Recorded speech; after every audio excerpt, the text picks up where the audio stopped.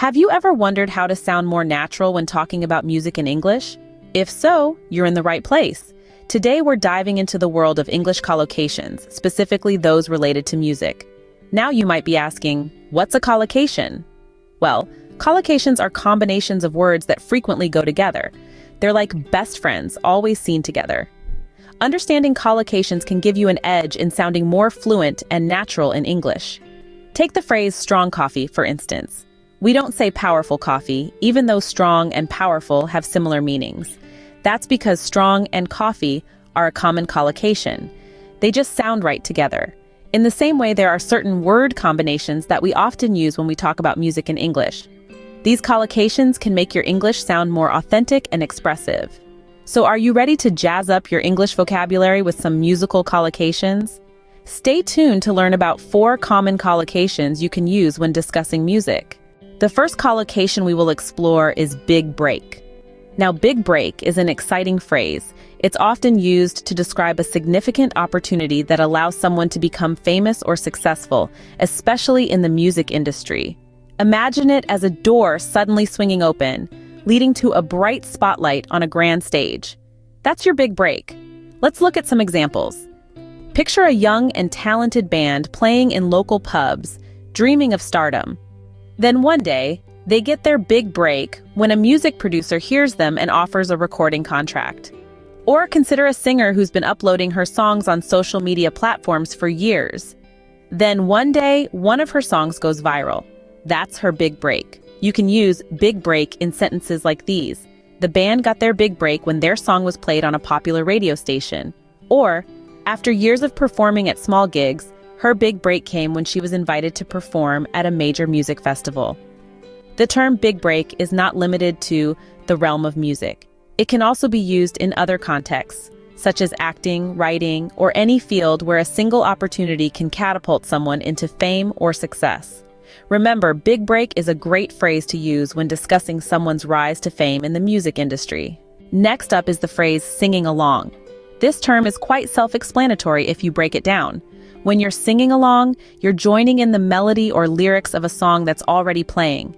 It's a shared experience, a communal activity that brings people together through music. Imagine you're at a concert surrounded by a sea of fans. The band starts playing their hit song, and before you know it, everyone around you is singing along. You can hear the lyrics echoing all around you as the crowd unifies in a moment of shared joy and passion. In this instance, you could say, the crowd was singing along to every word of the band's hit song. Or picture a road trip with friends. The radio is playing your favorite tunes, and everyone in the car is singing along. There's laughter, there's camaraderie, and there's a sense of unity. It's these shared moments that make the journey memorable. Here you might say, we spent the whole trip singing along to our favorite songs. Singing along can also occur in more intimate settings. Perhaps you're at home listening to your favorite record and you find yourself singing along. It's a personal moment, a connection between you and the music.